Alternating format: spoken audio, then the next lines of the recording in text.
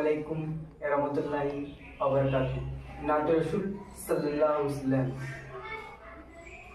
আস্ত ভেসে হাজরতে বেলালের মধুর আযান, আস্ত ভেসে হাজরতে বেলালের মধুর আযান।